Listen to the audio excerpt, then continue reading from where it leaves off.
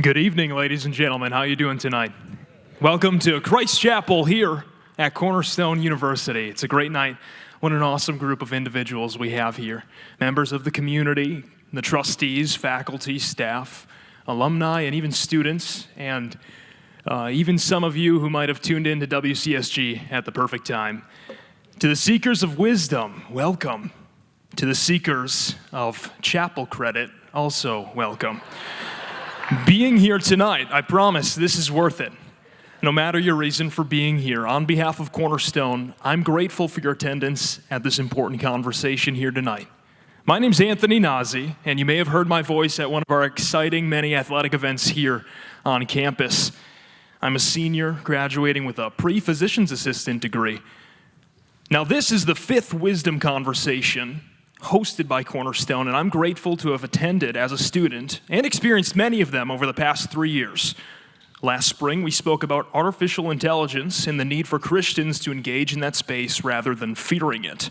When we compared divine wisdom to artificial intelligence, I was inspired to dedicate my senior research project to this new world of AI text generation like ChatGPT, and I became a part of this striking, Christ-centered, and influential work needed in the world of this new AI and its generational impacts. Now tonight, as we begin our fifth wisdom conversation and head into discussion, I'd like to open us in prayer before introducing our president. Please pray with me. Heavenly Father, thank you for bringing this group of people together tonight for the improvement of our minds and encouragement of our faith.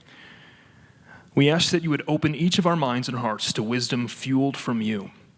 Give us the discernment as we consider how to live our faith in strong and influential ways, both locally and globally. Tonight, we want these conversations to please you.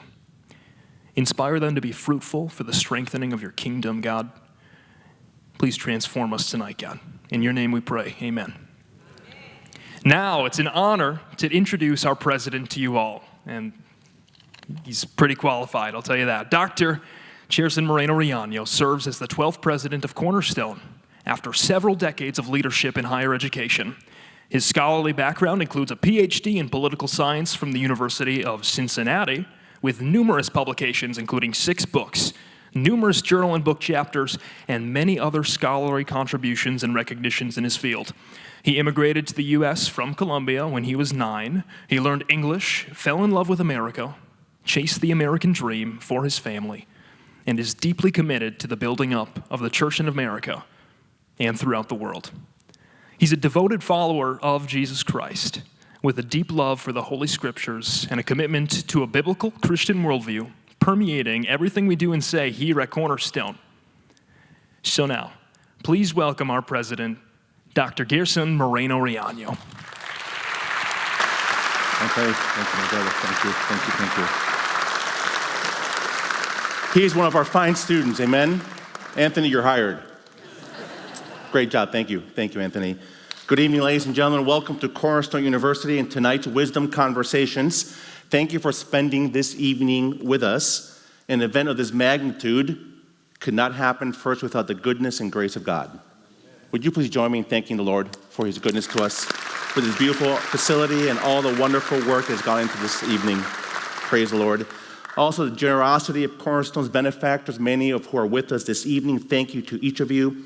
In particular, we're deeply grateful for Truth Forums and their incredible support for this event and their presence in the chapel lobby, which I'm sure you have seen already. Thank you. Thank you as well to the fantastic Cornerstone team. Many individuals, staff and faculty and students participated in bringing this event to a reality. The list is very, very long, but please join me in thanking a wonderful Cornerstone University team of faculty and staff who helped us get this event done. Thank you, Cornerstone team, for your great work.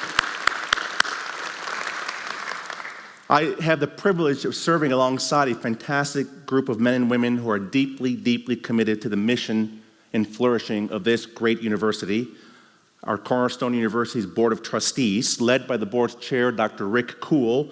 Some of our trustees are here with us this evening. Dr. Kuhl, would you please stand, and trustees, so we can recognize you and honor you and thank you for your great leadership. Trustees, I know you're sitting in various places. Thank you. Please stand. Thank you. To our board.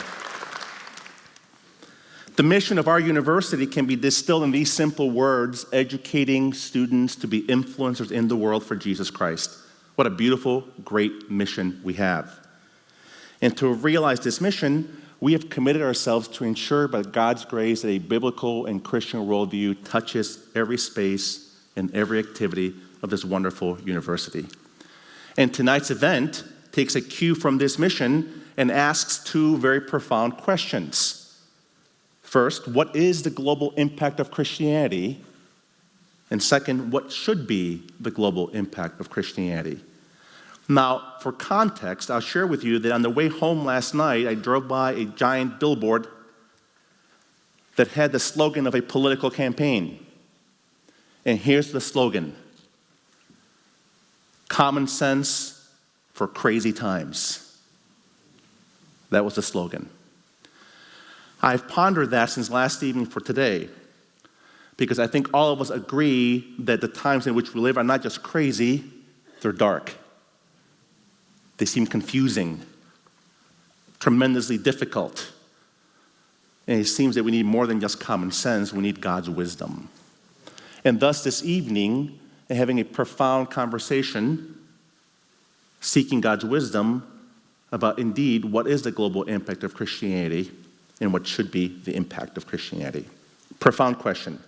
Now, to begin, I want us to focus our attention, ladies and gentlemen, on some of the final words of Jesus Christ, the Son of God and author of the Christian faith, to all of his followers. Through these words, he charges his followers with a global mission that, if fulfilled, will have a profound global impact. Now, these words are commonly known as the Great Commission, found in 3 of the New Testament Gospels. Please consider the following synoptic reading of Christ's words. Quote, he says, "All authority in heaven and on earth has been given to me. Go therefore and make disciples of all nations, baptizing them in the name of the Father and of the Son and of the Holy Spirit, teaching them to observe all that I have commanded you. Go into all the world and preach the gospel to every creature. He who believes and is baptized will be saved. He who does not believe will be condemned. Repentance for the forgiveness of sins should be proclaimed in my name to all nations." This is the great and profound commission. The divine charge and authorization given to every follower of Jesus Christ to make devout disciples of Christ of all peoples through the redemptive, transformative power of the gospel, as it is preached, believed, and obeyed. Now, Christianity has an eternal impact since it transforms the eternal status of those who believe in the gospel, but it also has and should have a profound earthly impact as it transforms the lives of those who believe. This transformation has profound implications for the global impact of Christianity that we'll be discussing this evening.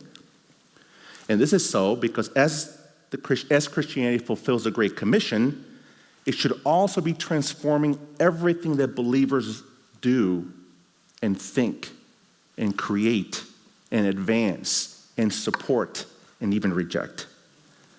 The global impact of Christianity should be to transform every aspect and space of earthly life to reflect God's commands to love him and to love others, as well as to reflect God's beauty, goodness, and truth.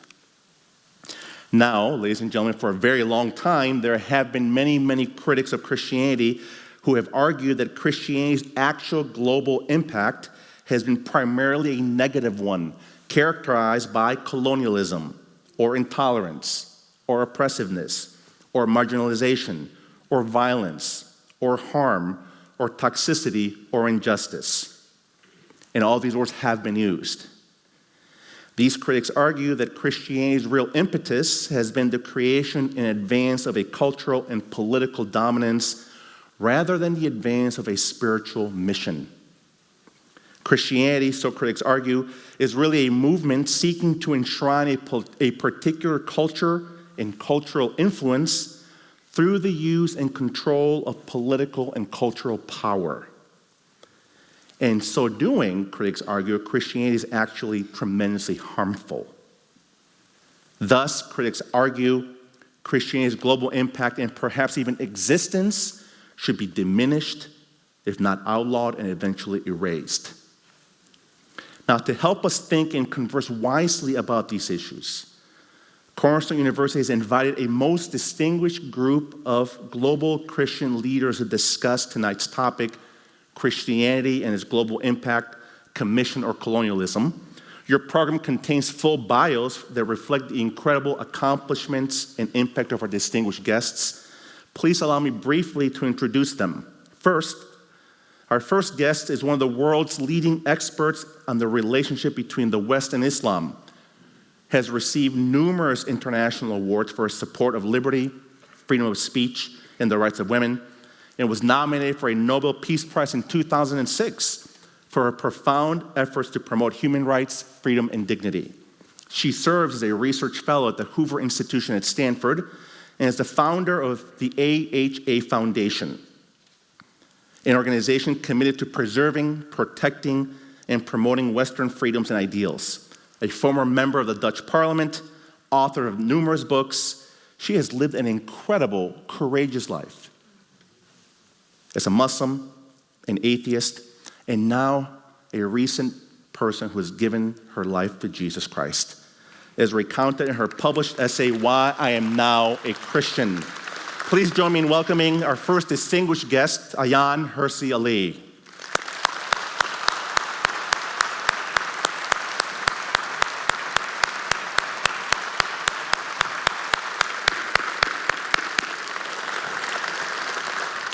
Our next guest is the President and Chief Executive Officer of Our Daily Bread Ministries, one of the most influential global ministries focused on making the life-changing wisdom of the Bible understandable and accessible to all.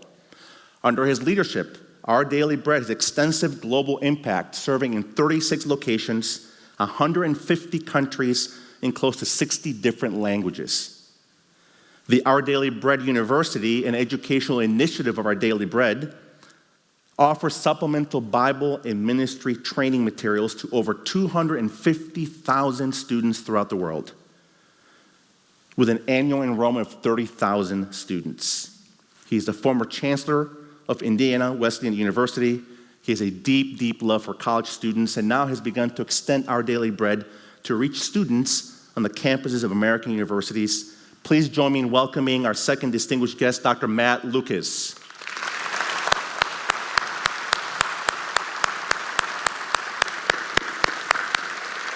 Our next guest is a global missions leader, teacher, international lecturer, author of Engaging Islam, and the founder and president of Horizons International.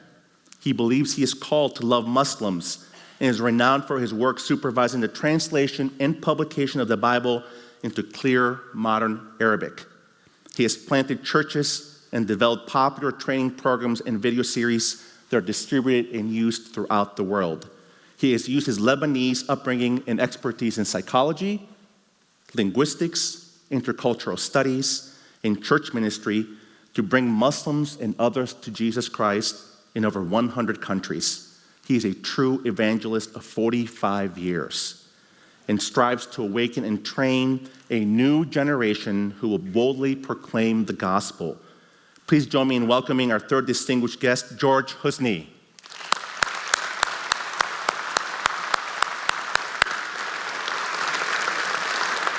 And our final guest this evening, ladies and gentlemen, is the Chief Operating Officer for Samaritan's Purse, one of the most highly regarded international Christian relief and evangelism organizations working in more than 100 countries, lovingly proclaiming the gospel of Jesus Christ while also alleviating human suffering.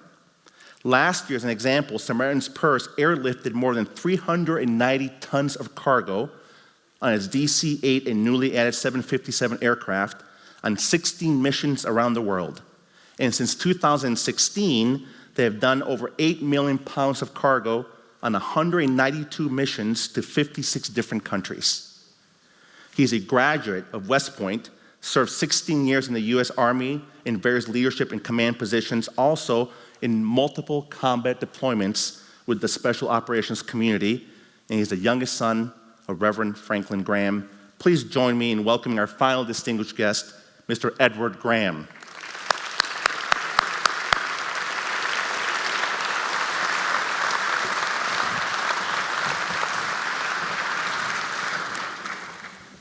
Ladies and gentlemen, please join me in thanking these panelists one more time for their service to the Lord, to the world, to their country. Thank you for joining us this evening. Thank you. Thank you. Edward, I want to begin with you, and we'll work through this way. Share with us just a little bit of why tonight, why this question is so important to you, and why you're here this evening with us. Yeah, well, you started off with the Great Commission, and that's exactly, just because your last name's Graham doesn't mean you're an evangelist.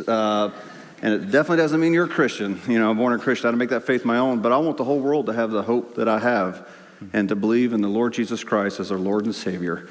And I want to have brothers and sisters in heaven. I've been in combat for so many years, and I realized that wasn't the solution. I want good men and women out there doing that. But I want the world to know about Jesus Christ. And there's a lot of lies out there about Christianity and the Great Commission. And so I want to talk about it tonight. Thanks. Thank you, Edward. George. Well, as a new Christian, as a teenager living in Lebanon, my whole world was my city. But bit by bit, I began to understand God's heart. That's not limited to me. So God did not just love George, but he loved the world. So I became a world Christian. And as a result, I began to share the gospel around the world. I've been in 112 countries so far. And the reason I'm here is that the topic is so important. I wish there were millions of people in this hall now hearing what they're going to hear today, that the gospel has the power to transform not only individuals, but whole communities, societies, and cultures and nations. And I hope you will go away with that thinking. Thank you, George. Matt. Well, I would agree with what Edward said about the importance of the Great Commission. My parents were led to the Lord by Southern Baptist missionaries when they were stationed in Taiwan. My dad was in the service for our country. And so I remember briefly what life was like before they came to faith in Christ. And I would have been fortunate to be able to grow up in a family where that redemptive power has changed their trajectory, my trajectory, and thankfully my children's trajectory, and hopefully, and now my grandchildren's trajectory. So to see what Jesus Christ can do, both personally and in family, I think it means a lot. But then also, as a leader for our Daily Bread Ministries, one of the things I'm always wrestling with is the contextualization when we're working across 33 offices around the world. We lost a couple because of the war in Ukraine. So this is things personal to me that I have to work through on a daily basis, is how does the gospel work itself out in countries all around the world? Great, thank you, Matt. Ayan. Amen.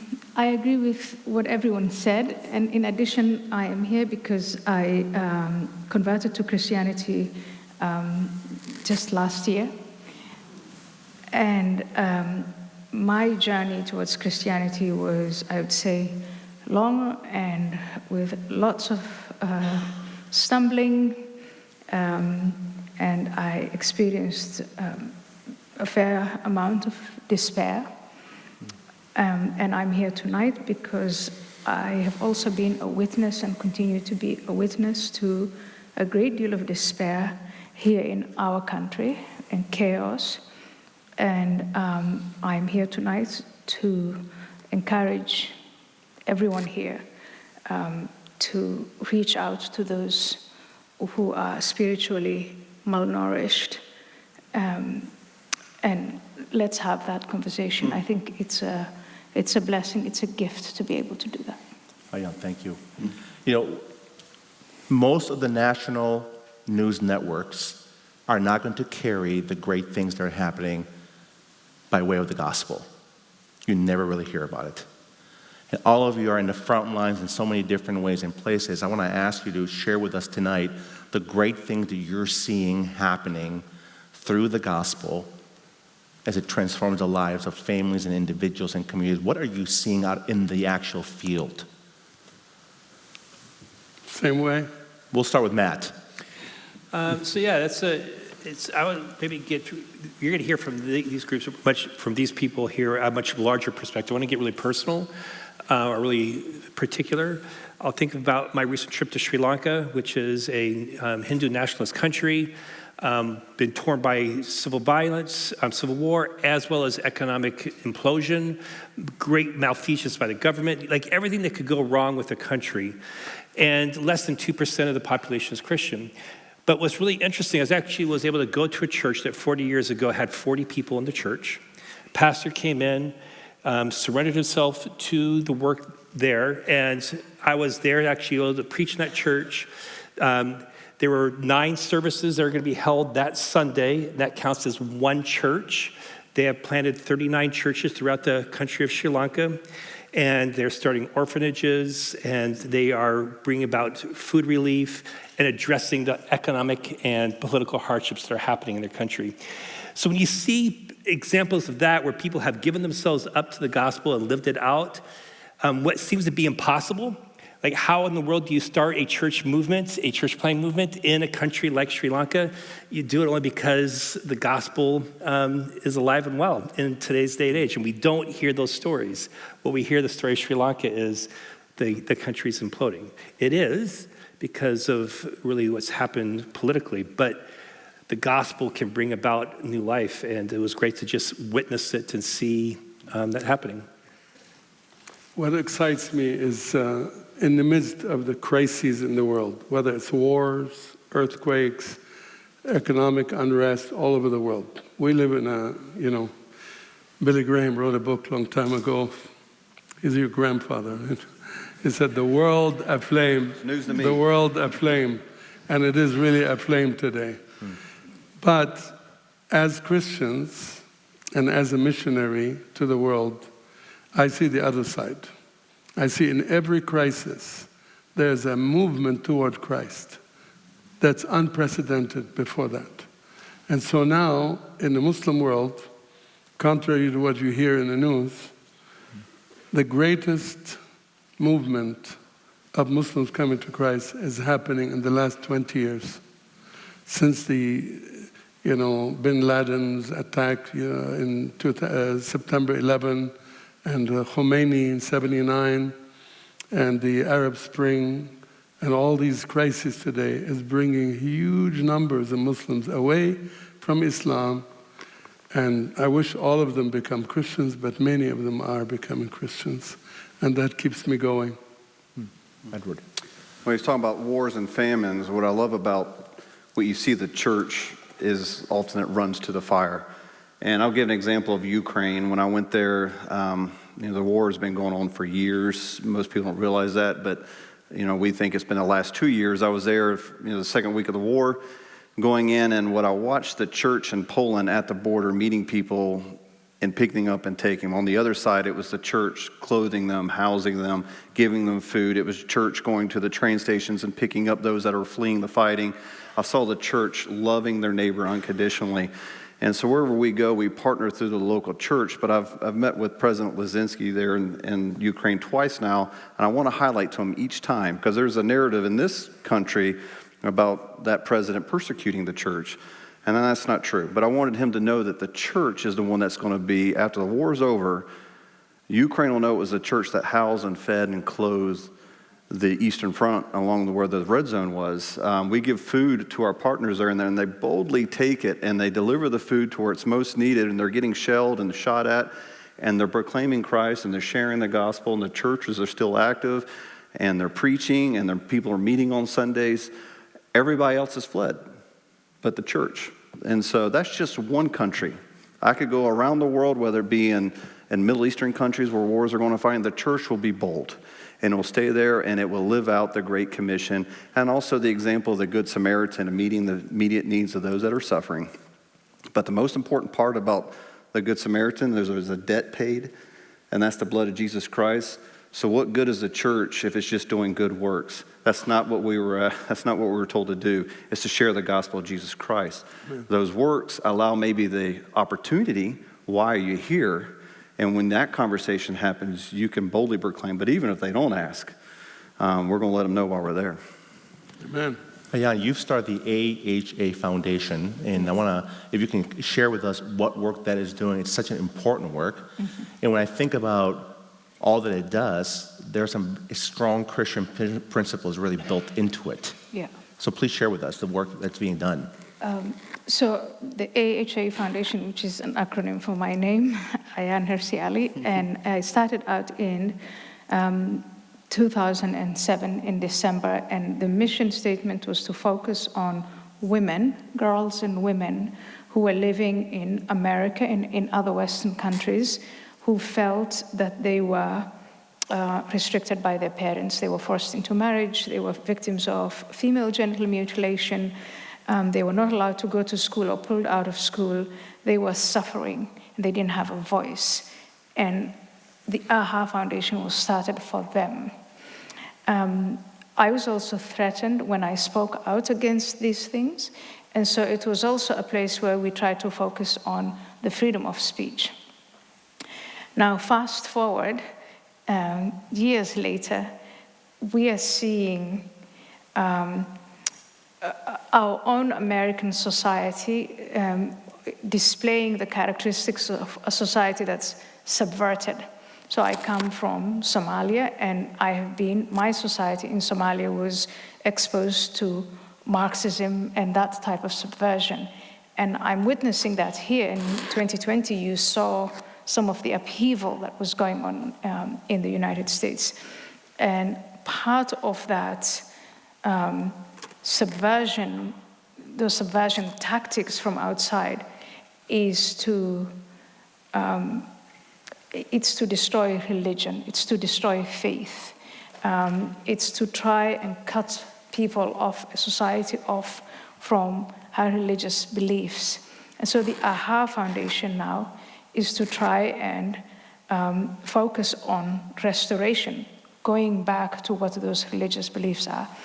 And part of my own conversion is, again, I've been through that despair and chaos that I think a lot of us, especially young people, are going through. Think about the numbers of addiction. And it's not just addiction and homelessness that affects poor people or the people we are told is poor. It's across the board. And so my foundation right now has expanded my mission, not just to talk about victims of radical Islam, but also to talk about victims of, again, this spiritual malnourishment that America's hit by. So that's my goal, and it's to get you interested and excited about what you can do as Christians. And again, I know we're going to talk about that later, but stop being embarrassed about being a Christian. Yeah, get out there. Thank you. Edward, you mentioned something really important I want us to discuss, which is when everything goes away, it's the church who's going to remain and take up this work. There's a lot of arguments out there right now that maybe there are better institutions in the church and Christians to do that work. That someone can be done more effectively and more efficiently by, you can fill in the blank. Usually it's the federal government. We know that usually is not true, but those arguments are out there and people believe those things, that maybe they have such power and authority and influence they can do it. But you just spoke very eloquently about it's the church. Yeah. So talk with us about the importance of the church and the gospel in the church doing this hard, beautiful work. Yeah. Here, the federal government will tell you they're the best. If you ever do disaster relief here in the U.S., wait, you've never been involved in a disaster, wait till you meet FEMA. You'll be grossly disappointed in our federal government. And I'm not trying to badmouth them, but if you want to show bureaucracy and inefficiency, have the federal government respond. But they know they can't do it. So I always tell people the USAID, the State Department, with Samaritan's Purse, they hate to love us and love to hate us. The reason they hate to love us, they know we're the only ones there working through the local church. So take South Sudan and the food crisis. We've been feeding a food pipeline through South Sudan for the last almost 15 years. Metric tons of food being delivered. You do that through the local church. Why? Because one day Samaritan's Purse will leave. We have country offices in various countries, but at some point we'll close down that office and maybe years later leave. What does that local church look like? Are they more established to minister to these new believers and disciples that came to Christ along the food pipeline? If Samaritan's Purse gets the credit, God will take that away from us. To God be the glory. His church gets the credit. That's why we always work through the local church. But yeah, if you look at any government agency, they are not equipped and they're not have the access to be able to get to these locations to include, I'll go back to Ukraine, for example. And I talked to the president of Ukraine about this. You remember when the dam blew and is suspected that the Russians blew the dam? Well, they did. The first people to respond was the church. And he was sending his troops to respond. That's taking troops off the front line. I was like, Mr. President, if you let the church respond, you keep the soldiers where they need to be. The church will take care of your people. Give them the resources that and he worked to the local church. Bush tried that here with the faith-based initiatives, if you remember President Bush with that. I think people know that the church will always respond and be honest and accountable to the resources that are given to them, especially the widow's mite. If you lose the trust of the widow with her mite, God will take his hand in favor off. He'll take his hand off Samaritan's purse. So I think that's why they hate to love us and love to hate us. They know we're the only ones there and be able to get the resources to where they need to go. Matt and George, I want to ask you both to speak about the church. Yes. You both do a lot of traveling. You see a lot of local churches and congregations. Share with us what are the great things churches are doing in areas of opportunities you travel in terms of strengthening the Christian church and the furtherance of the gospel. What are you both seeing? I love this topic because Jesus said, I will build my church. And that is the mandate of the Great Commission. Yes, how do we build church? Evangelize and form communities like the flock. He said, I have other sheep, I must bring them, and they will join the church. In our program, very much like Samaritan's Purse, we could easily have a center. We have several centers and have thousands of people line up to get food and medicine. But we don't do it that way. We give it to the churches. Almost every church in Lebanon is involved in this partnership with us. And so they tell us how many members they have, how many people are poor, how many they want to reach out from the refugees in their community. And we send the portions to the churches and the medicines that they need, and they distribute them to the communities.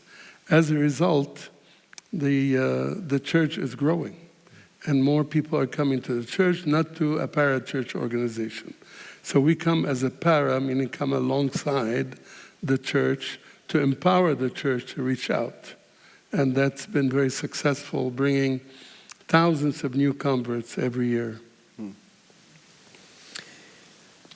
Yeah, I think I could similarly tell stories, maybe whether in South Africa and seeing what's being done there in the church, giving themselves up for the sake of the Zulu people and reaching out to them, which has been a tribe that has been very antagonistic to Christianity, to being in Kenya and seeing them work, the church working itself out, living out its gospel commission there, to South Sudan. We've got a group of people right now working with the church that's doing literacy training in the caves on the border between Sudan and South Sudan, a very dangerous place.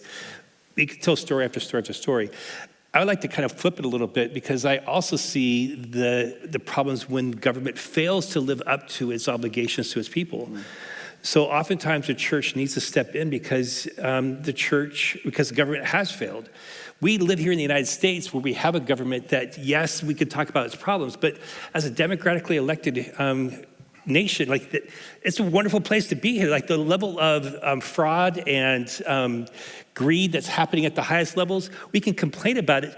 But I'll tell you, you go to other countries, you go to places like Sri Lanka, and the people are dying because they're suffering because of the malfeasance of their government. So there is a beauty about when a historically Christian nation has lived out its gospel principles and that has infused the government that is reigning or is in charge.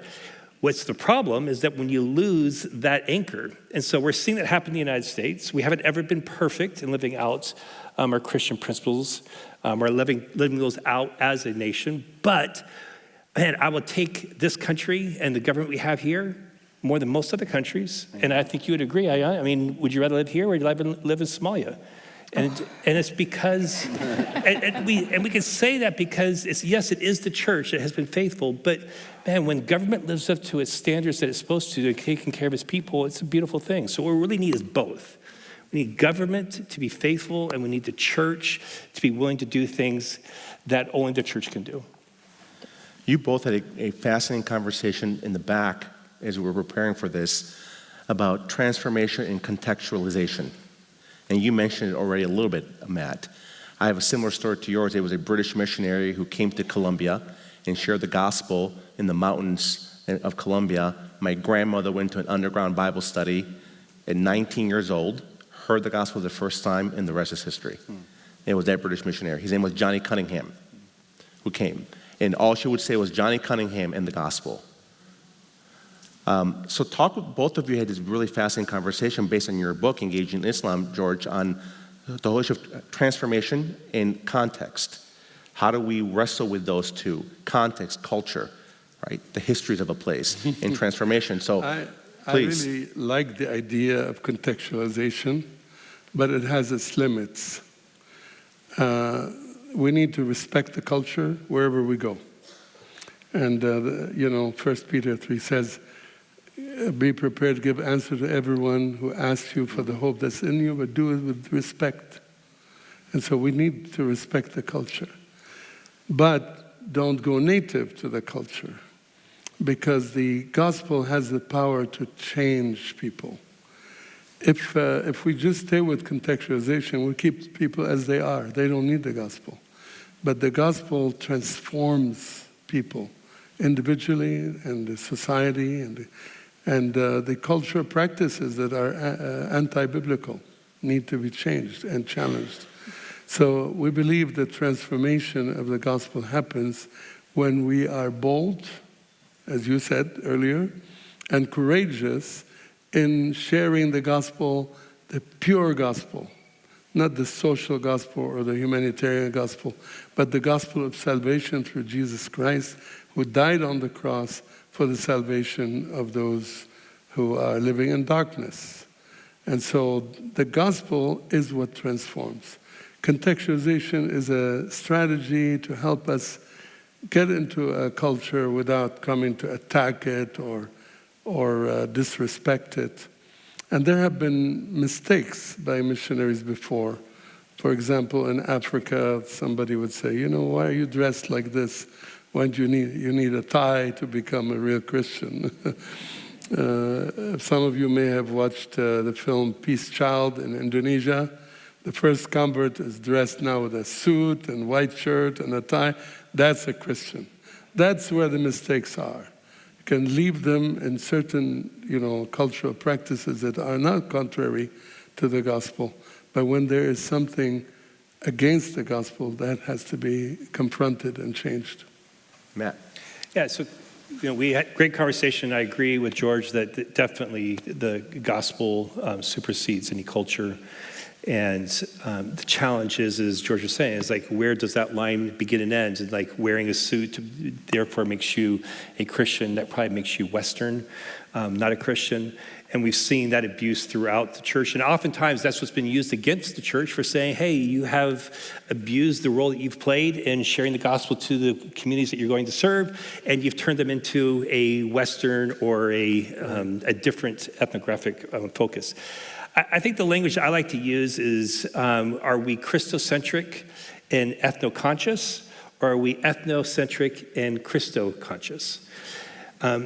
One has to be subservient to the other. And so as Christians, really, we're all called to be citizens of another kingdom. Jesus is that king. And so Christocentric, living under the gospel is what we're called to be. But we're going to not abandon our ethnicity. And we see that in Revelation chapter 7, verses 9 and 10.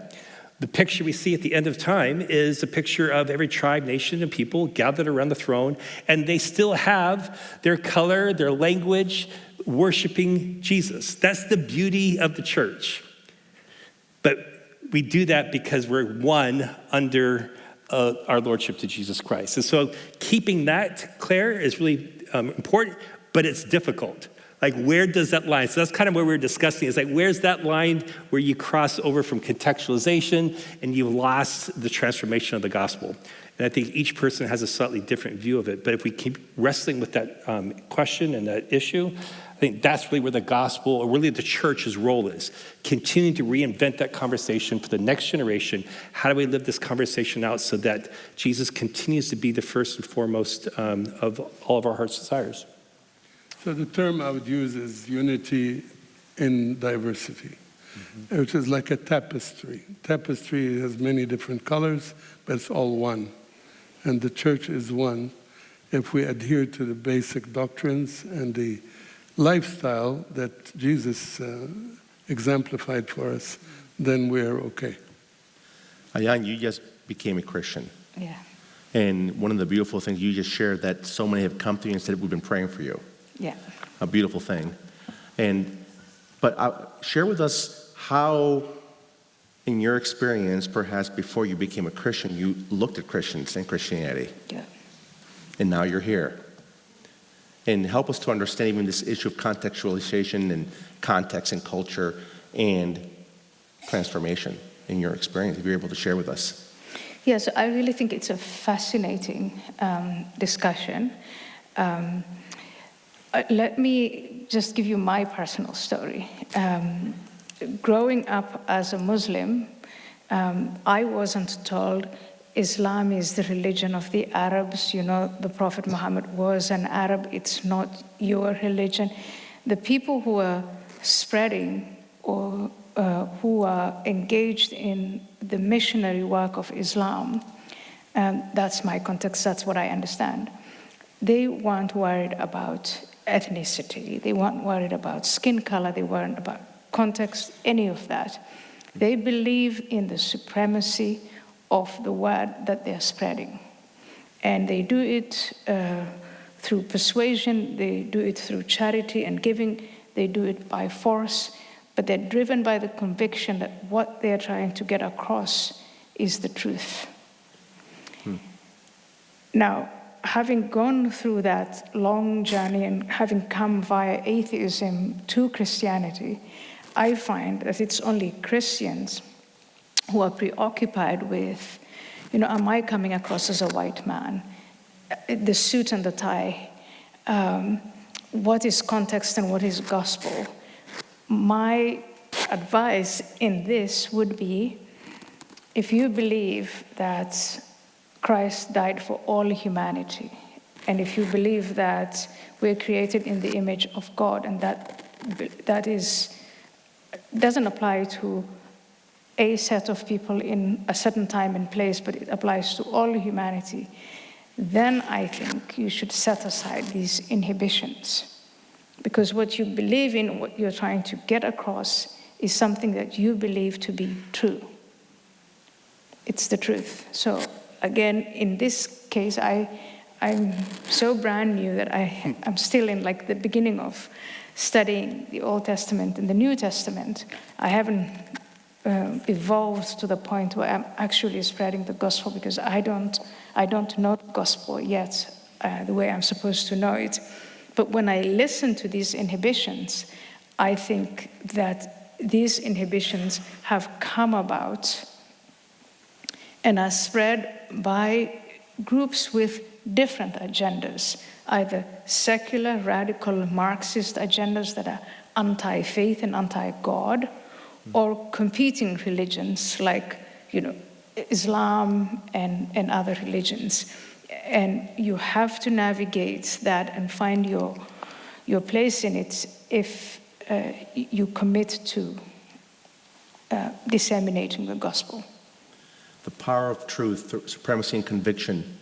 Edward, share with us that in the work that you have been doing and Samaritan Purse does. Conviction and courage and boldness. You're going through lots of different places. The border, Ukraine, Israel, so many places where as you would enter in, I would imagine there would be challenges simply because you're an American. Yeah. So how have you overcome that? How does your team overcome those things? Well, people always want me to tell Billy Graham stories about my grandfather and how he was. When I was a kid, this is when CNN first came out, and maybe back then they actually reported the news, but he was watching, and he just looked over at me and he held up his Bible. And he goes, "Edward, I don't understand every word of it, but I accept by faith that every word of it's true." And so faith is the key word there, and you have to accept every word of it's true. If one piece is false, then it's all false. And I believe every word of the gospel. And so I do want the whole world to know about the truth. So when we go to these places, and there is, whether it's a Middle Eastern country where you're going to be persecuted, if you were doing street evangelism, you could be killed. So our team's smart about it, about where they are. But I look at it as Peter, and I think Peter gets a bad rap when he got out of the boat and he sank. Peter's the only one that got out of the boat. So if you want to be a part of a miracle, people, you got to get out of the boat. You may be with your church just like Peter was with the disciples. Those were Christ followers, but they were wrong to be in the boat. Jesus said, come, you come. And so Jesus is telling us to go to these places. And I don't want to be on the wrong side of that because I didn't go or our team didn't go. Now, we try to set the conditions to these places. We want to equip them and train them before they go to these difficult places. But people will try to, I know part of this is the conversation about colonialism. And I laugh when I hear that, because everywhere I go and we're working in these areas, the church is the only one that's loving and serving unconditionally. There's no strings attached. When we set up our hospital in Erbil, our doctors and nurses were treating the little Yazidi girl with shrapnel burns all down her back. And shrapnel, I've had it in my body, folks. When that melting metal goes into it, it doesn't stop and cool right away. It takes minutes, and your skin's just sizzling. It hurts. So to see that little girl, that 6-year-old girl with shrapnel burns down your back, it brings back bad memories of the evil that did it. But our doctors and nurses, we all would want to hold that girl. We all would want to love on her and just treat her and bandage her. Everyone in this room I know would want to do that. Now put that little girl down. Our doctors and nurses would go 2 tents down to the Connex that had Peshmerga Kurdish guards on it, and chained to the bed was the ISIS fighter that did it to the little girl. Now our doctors and nurses treat that ISIS fighter and heal his leg that had been amputated. And then he goes, you're not who I was told you were. Why do you love me? Christ loves you. I love you, but more importantly, Christ loves you. That's the boldness that you have to give to get out of the boat and go share. Not just boldness to go into a war zone, but to confront the evil and share the love of Jesus Christ. And as someone that fought Islamic terrorists for most of my career and saw the evil that they did, that was something that I had to reckon with and understand. Do I have that same love? Is my heart broken, pierced by the things that break the heart of Jesus Christ? Faith. We all have to faith. So for the young kids that you hear and you try to be discouraged, but you can't go out and do this because of culture, everything that we talked about out here, it's a lie. It's a lie to prevent you from going out and sharing the same hope. Be prepared to give a reason for the hope that's inside you, as it was already said, no matter where it is. And don't be afraid to compare and to make comparisons. Let me give you an example. If you have a great deal of Islamist missionary work, it's called da'wah. And what these missionaries, Islamist missionaries, do is they invite you to become a part of the Islamic State. Don't be too inhibited to tell your audiences that, okay, if you want to go to the Islamic State, there is an example of what that looks like and what that would look like. We've seen that entity between 2014 to 2019. We've seen the Taliban, once they got what they wanted to, they got power, what an Islamic State looks like. We see the Islamic Republic of Iran, which is like the Shia version of that. So what Islam looks like when it's implemented and it becomes a state, it's there for everyone to see, and you can describe what happens to women, what happens to children, what happens to homosexuals, what happens to religious minorities. Christians are the most persecuted in Muslim countries. Muslim minority faiths and branches are most persecuted in Muslim and Islamist countries. Don't be afraid to point out these differences. Take, for instance, the secular groups of people who say you don't need religion at all and will help you with just material things. That happens all the time. There are so many refugees and asylum seekers from different parts of the world. I saw them in Europe. I see them here in America. If you just give them secularism, It works for a while you're looking for food and shelter and some of these basic material needs. But when that spiritual need comes to hit, you don't have anything. And you see all these people's young children, families that are broken, crime, drug addiction, violence. You need to take the gospel to all of these people who are suffering and who are spiritually malnourished, and not be afraid and not be inhibited by what they may say or what other people might think, or having a white skin color or black skin color. Skin color is superficial. I think it's overrated. Amen. Yeah. George, you've been in over 100 countries as an evangelist, maybe more. And, Edward mentioned faith, courage, conviction. Tell us how you train future generations of missionaries with that, what I'll call those character strengths that it takes. How do you do that? This is the heart of my ministry, is to see people not be afraid of Islam anymore or angry with Islam, but to love them the way Jesus loves them. I actually used to hate Muslims because many Muslims are victims of Islam. Like, why are so many Syrians coming to Christ in our ministry in Lebanon? Because if they're Sunnis, they've been hurt by the Shiites. If they're Shiites, they've been hurt by the Sunnis. They say, what kind of Islam is this? We're killing each other. So we train people to be realistic in understanding Islam, both the good and the bad, the similarities and the differences. So you have to be truthful about what Islam is. But we also train them the power of the gospel to transform both the good Muslims and the bad Muslims. We all need Christ. Even Christians who grew up in the church, they need a transformational power of the gospel. So we train by what we call engaging Islam. It's the name of my book. And also we have a course called Engaging Muslims, because it's more practical. And it's coming to Grand Rapids this fall through Calvary Church and also the Arab Friendship Center. We're going to do a course in both of these places. But globally, we are seeing huge numbers of Muslims coming to Christ. Wherever the gospel is preached, there have been people saved. But where the gospel is not preached, they go into secularism or a religion, and they just leave religion altogether. I'll give an example from Turkey. I took a team of 16 people to go to the campus in Istanbul. And one seasoned missionary told us that you will find that 1 out of 10 people will listen to you. And that was very encouraging. So I told my team, well, at least 1 of 10, so look for the 1.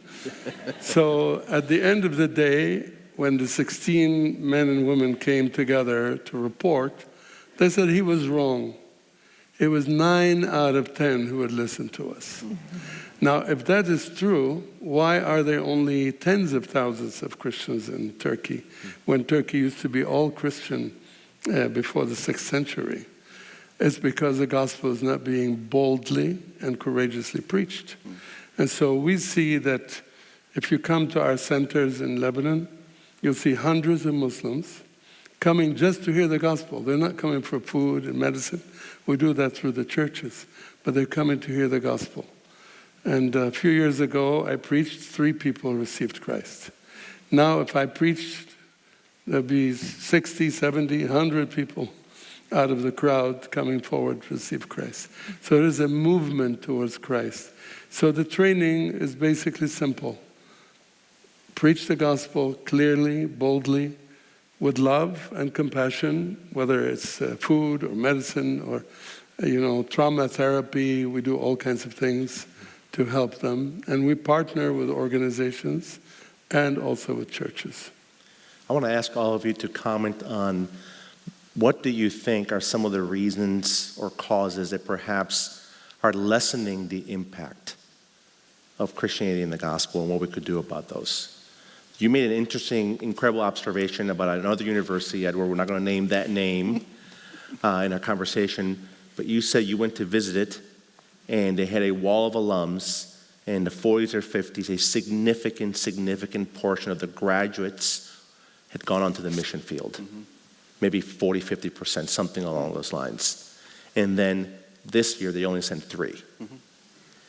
And you saw that line of massive number of graduates going to the mission field and then lessening. Now, I want to ask us all to think through that. What are the kinds of things that we're not doing that we should be doing? We've spoken a lot about faith, courage, conviction. Those are personal virtues and strengths. What are we not doing that we should be doing? The whole issue of contextualization and transformation and how we communicate this. What are the things that we need to be doing better, more effectively, so that the impact can even be greater and perhaps more extensive? Can I share some statistics, world statistics? Sure. Because I have a different view. I think the church is growing, not decreasing. In the West, there's this negative concept. In Africa, in 1900, there were 10 million Christians. In 1974, in Chicago, there was an Islamic college that started, and the president gave a talk. He said, within 25 years, Africa will become all Muslim. No way. In the year 2000, from 10 million to 360 million. In 2025, it's projected to be 600 million. That's about 60% of the continent. And one statistic says 50,000 Christians are being baptized every week in Africa. It's growing. We go to Asia. In 1900, Asia includes China, 22 million in 1900, now over 500 million. And when I was in China, even on BBC from Singapore, they said there could be from 100 million to 400 million Christians in China. That's more than in the United States. It's projected that in China, there'll be, not China, Asia, there'll be 1.2 billion Christians in the next year. Iran is one of the fastest growing church. In 1979, when the Khomeini revolution started, there were less than 3,000 Christians. That includes traditional Christians, Catholics, Anglican, Orthodox, Assyrians, and Armenians, and so on, and less than 200 converts from Islam. That's 1979. I will jump to today. There's an estimate of 2 to 5 million converts in Iran. But this is quite a lot of growth. And so more Muslims have come to Christ in the last 20, 25 years than ever in history. And I have here charts of where Christians are, Muslims are. So it's very encouraging. But one more slide about evangelicalism, because that's Christian general. We see here growth, I don't know if you can see it, of evangelicals. In Latin America, it's 10% growth. In Asia, it's 20% growth. North America, 30% growth. Asia general, not just part of it, is 40% growth of the evangelicals among the Christians. The fastest growing religion is not Islam. This is a lie. The only reason Islam is growing is through biological reproduction, having multiple wives, many children. But the fastest growing by conversion is evangelical Christianity. Matt, what are you seeing? So your question was, what's the biggest problem for the church? Yeah. So I would agree with George. I've seen the same evidence. We see that like in Mongolia. I was just meeting with a Mongolian Christian, one of the first converts to come to faith in Christ after the communist regime fell. At the time that the communist regime fell, there were only 4 known Christians in the country. They knew each other. Now we're seeing a massive wave of Christianity sweeping the country, and the Christians have all gathered together and said, we're going to stop arguing among each other, because even after 10 years, They started arguing among each other, much like in the West. They said, we're going to bury our differences, and we're going to come together, and we're going to work to make sure that every single person in Mongolia, because there's only 3.5 million people there, will hear the gospel. And so because of digital devices, they've actually mapped every single home. They know where they are, if they received the gospel, if they received the Bible, if they've responded, and they're mapping the entire country. So you could hear story after story like this. And here's where I see the challenge is. So yes, Christianity is, the gates of hell will not prevail against the church. The problem is that in places like Africa, the places in Mongolia, the gospel is moving so quickly, but the depth of discipleship is so shallow.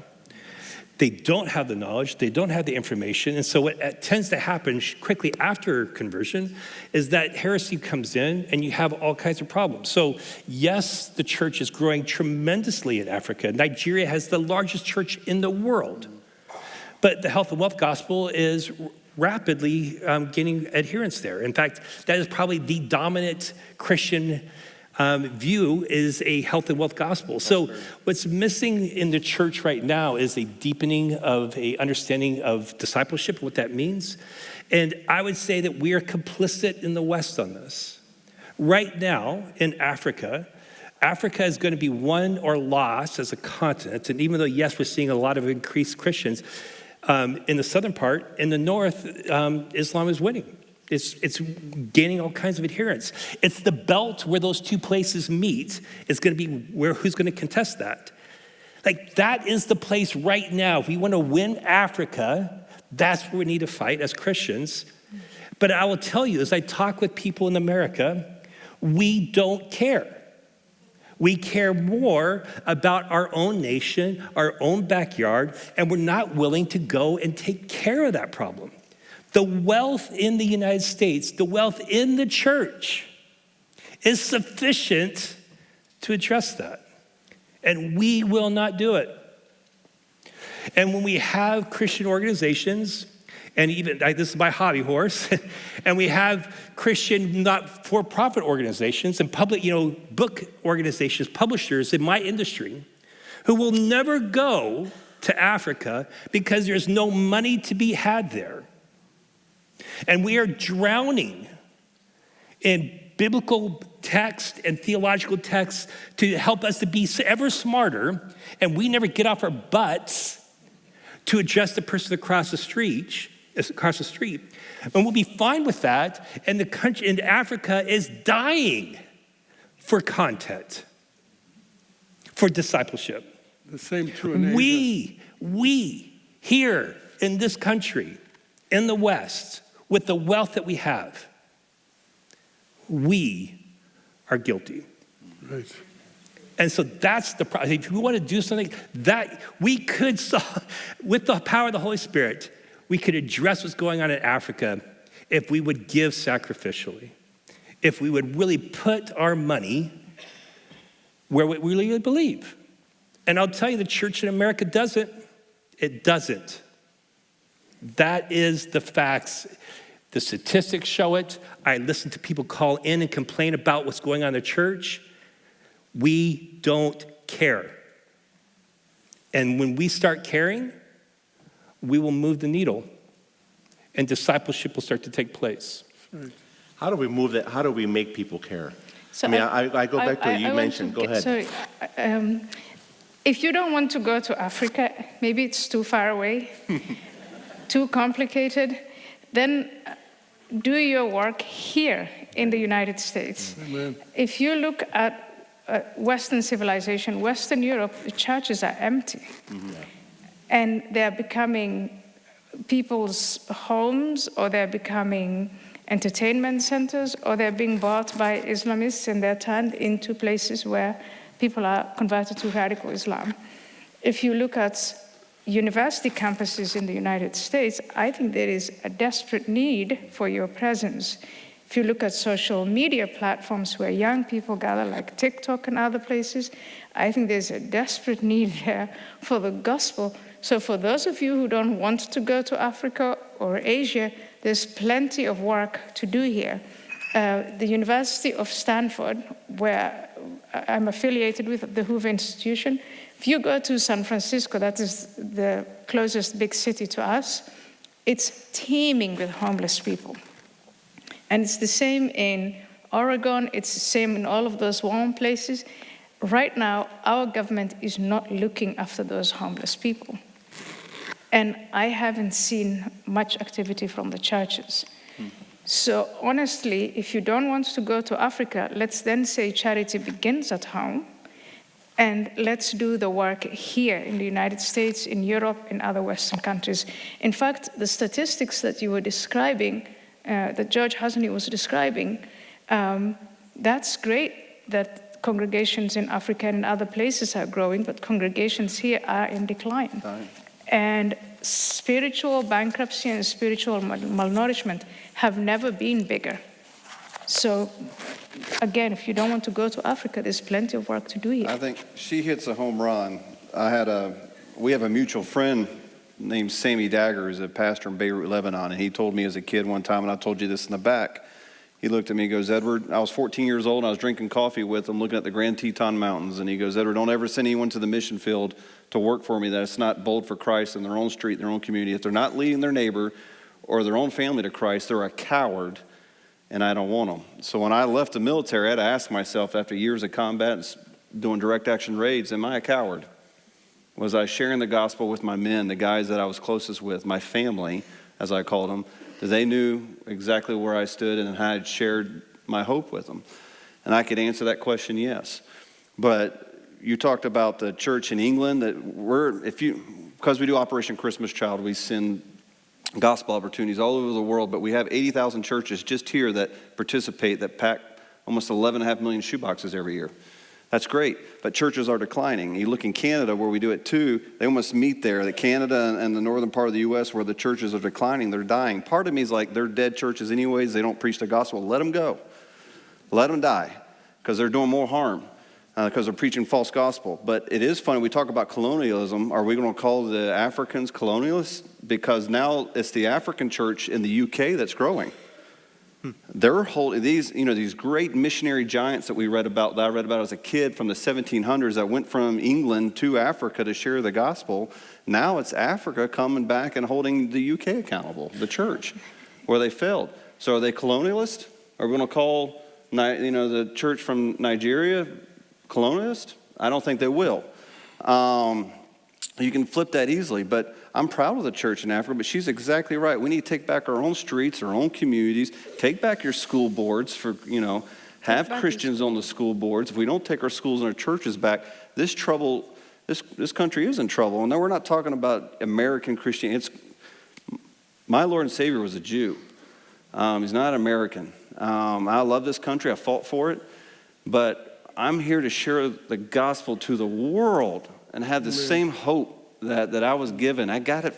I didn't earn it. He died on a cross. It's grace. And I want the world to know it. But when you do look at these countries, I'm proud of the church in Africa. Let them have it. Let them have the UK. Let them have it. And then let these other churches die. They have turned their back on God, and I could care less. I want them to come to Christ. I want to help them. I want to share the gospel to them too. But she's right. You can go to Africa. If you want to go, I'll take you.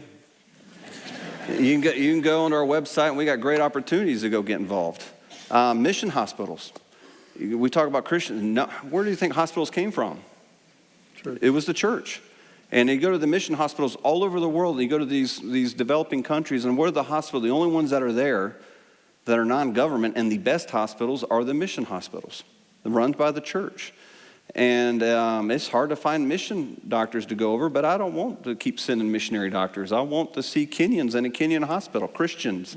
I want to see, Christian Liberians serving in their hospitals. And we have those there, but we still need missionary doctors to go over and serve. It's hard to recruit those. You're losing that. Not too many people. You asked before, how do we turn this? You talked about the school that had the Hall of Heroes that was declining. We don't encourage our kids to be missionaries. I think we want to be doctors and lawyers. We don't need more lawyers. No offense, I saw one in the room. She used to work with me in here, but we don't need more lawyers. We need people that know the law, God's law. Let me add a biblical component to what is said now. In the book of Acts, Jesus said, when you receive the Holy Spirit, you'll receive power, and you will be my witnesses in Jerusalem, Judea, Samaria, to the uttermost part of the world. But what happened in Acts 2 is really the start or the launch of the Great Commission. God brought to Jerusalem people from all over the world, from Asia, Africa, North Africa, and Europe, listed 16 countries. These are only a sample. Those people came to the context of the church in Jerusalem. They heard the gospel. Peter stood up and preached. 3,000 people from all these nations received Christ. And the next couple of days, 5,000. And every day the Lord was adding to the church those who were being saved. Where is Jerusalem now? It's Grand Rapids. It's Dearborn. It's Boone. It's Boulder, Colorado. There are people from all over the world coming to Europe. There's about 50 million Muslims in Europe. We have 6 million Muslims in the US, plus about 30 million if you include all cultures. Why don't we reach out to them? The Great Commission is not about sending somebody, although that includes it as part of it. But the other side of the coin is the light bulb needs to work here, or don't export it to India. If you are not shining in your neighborhood, in your workplace, wherever you are, you're not a good Christian, basically. So I'm sorry to say. So mission starts where we are and then expands into the world. And the impact of reaching international students, immigrants, refugees in the USA is global. So there's no local church today. There's only global church locally, which I call glocal. Local. Matt, I want to pick up on what you said and then also tie it in, Edward, to what you mentioned about the church being dead. Yeah. So when I first immigrated to the United States, I grew up in a church in Rochester, New York, where I don't think all churches are dead. Some are growing. Some of them are growing.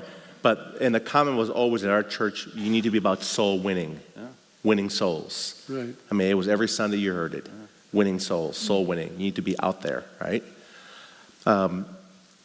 What's happened in American churches then?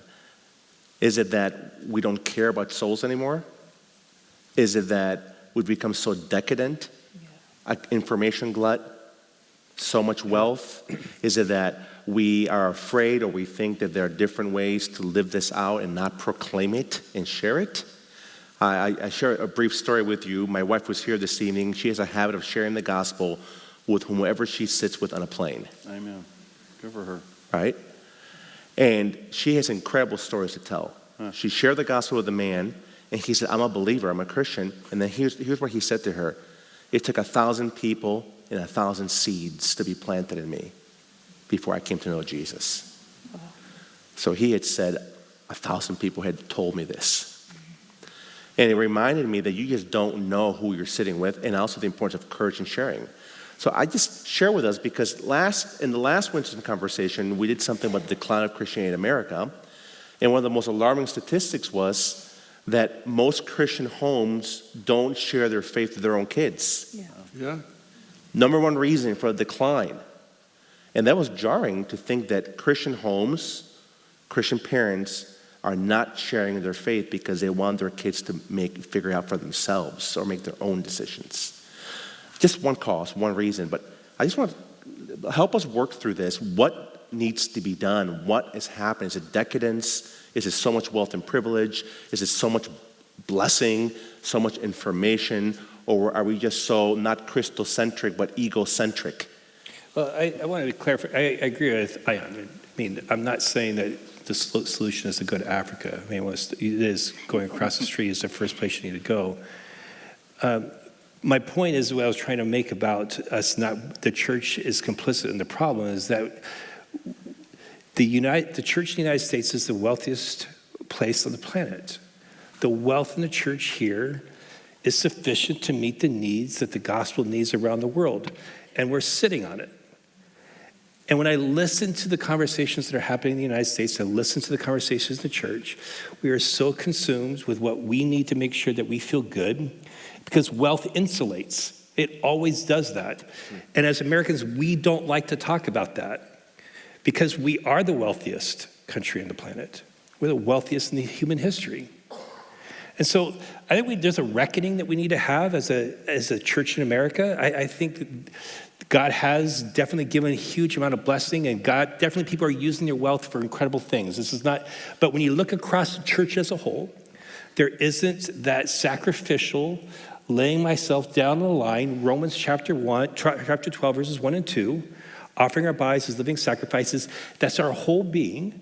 That's what's missing, because when I go to places where the church is really thriving, that's what's happening. And it's out of their poverty that actually the church is growing and the resources are there, because God takes that sacrifice and he says, I will multiply that. He's always multiplied that. So I think so when I look at here, I think that's where I see the death in America. I mean, we could talk about a bunch of things. It is that wealth that has insulated us and has caused us to say, hey, money will be enough. We can solve the problem with that. But are we willing to surrender that? Are we willing to sacrificially give that for a neighbor across the street or around the world? Or are we going to sit and just continue to talk about, everything's going to hell in a handbasket? So for me, that's the dissonance. And like I said, I see it in the conversations I have with Christian organizations when they get around the table. The first conversation is about money. I see it in the conversations with people who are talking about donating to the ministry and why they won't donate to the ministry. And the reasons are ludicrous sometimes about why they wouldn't do that, why they will not give their money to their church. And it's like, man, we're missing something here when we've failed to be willing to do what Jesus has asked us to do, is to sacrifice ourselves just as he did, to take up our cross and follow him. And like I said, you'll see it in churches. When you go to places where the church is growing, they have done that. I think that's the missing piece. Ayan? Yeah, I think I want to continue on what you said earlier, which was take back the school boards. It's at home absolutely where you disseminate, what you believe in hold to be true. If you start it at home, so if you start the gospel at home, I think that's step number one. It's taking back the schools. And when I say the schools, I mean from K to 12 to university. Take back the streets, take back, look at the number of broken families. It used to be an aberration to have your children outside of marriage. Up until the 1960s, it's now sort of normal. These culture wars that I view as a form of subversion, the subverting of America and American life, and that subversion, it really starts with the church. It starts with the gospel and this ridiculing of Christianity. I have been to events with the American Atheist Association, and some of the things that are spoken about there, if they don't find a counter argument and a counter movement, then this trend continues that advertises to Americans that to believe in God is to have no reason, it is to be superstitious. It's not something you're proud of. It's not something that you can, come out and share. And so if you leave all the meaning-making organizations and all the cultural organizations to the secular world and you self-insulate, I think we're making a huge mistake.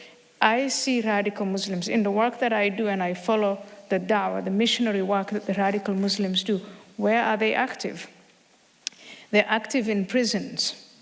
And there you actually literally have a captive audience.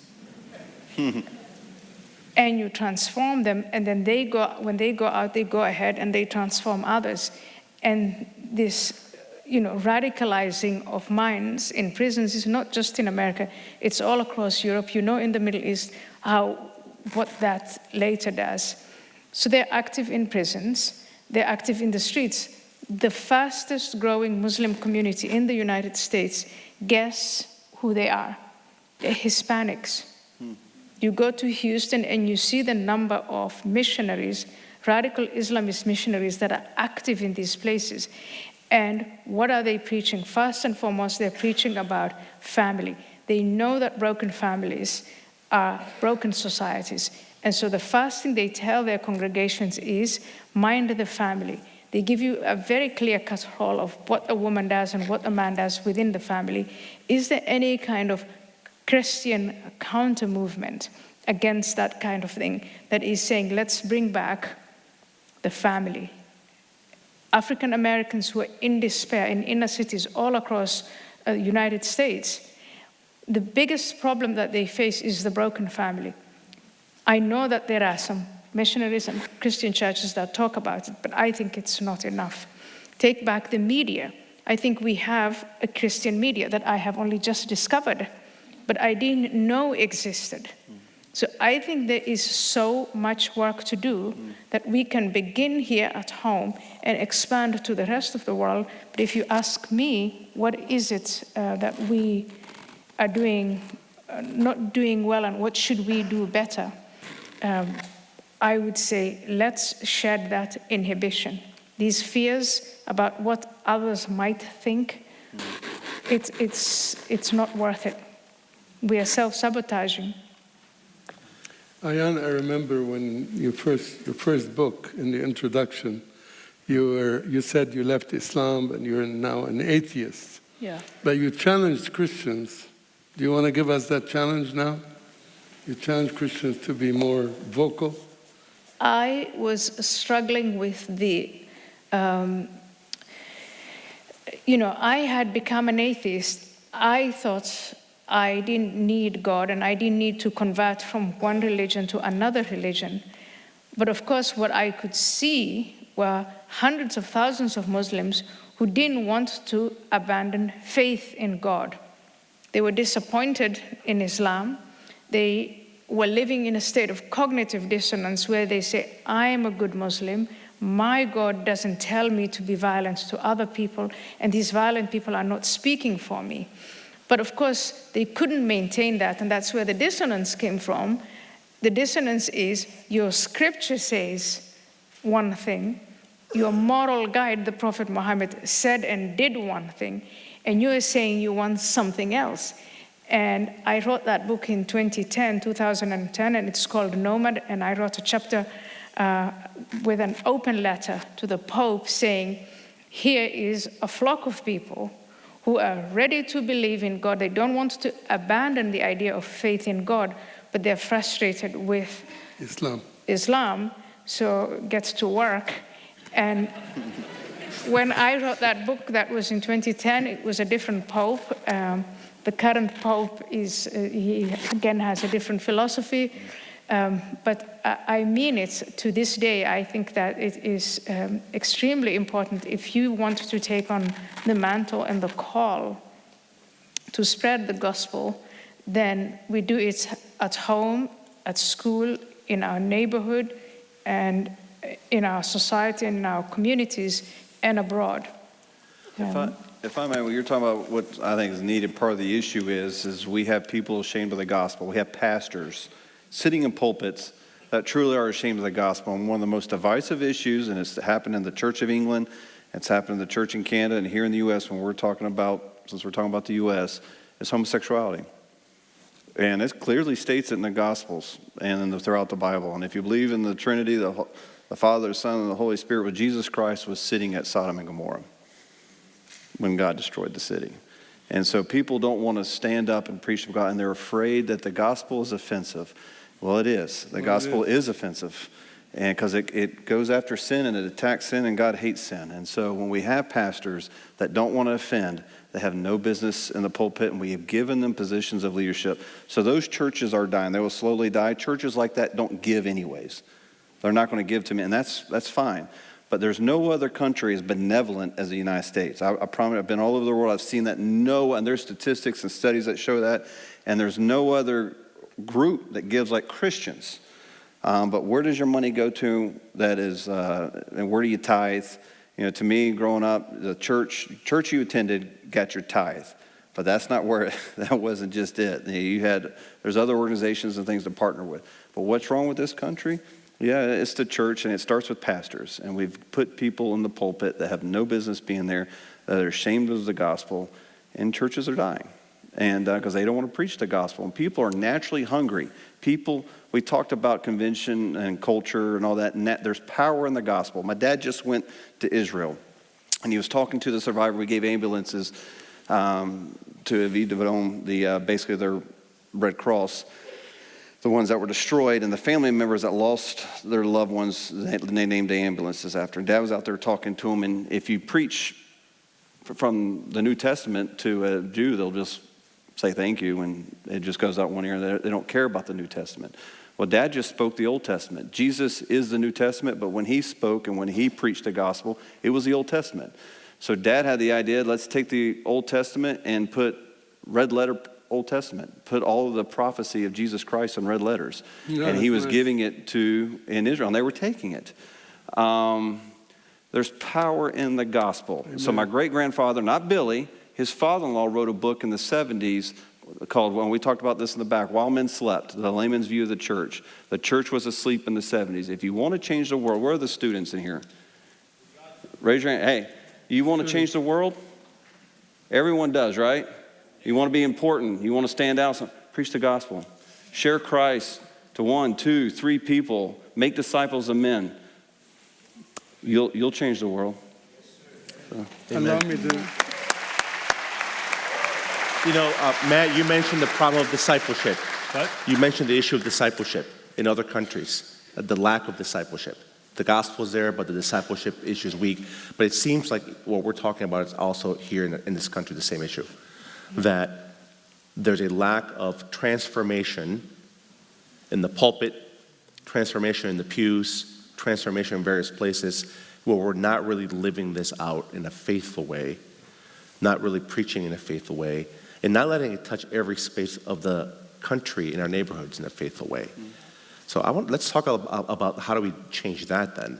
It certainly starts in the churches, homes, institutions, but the implications of the Great Commission are preach, proclaim, but also make disciples.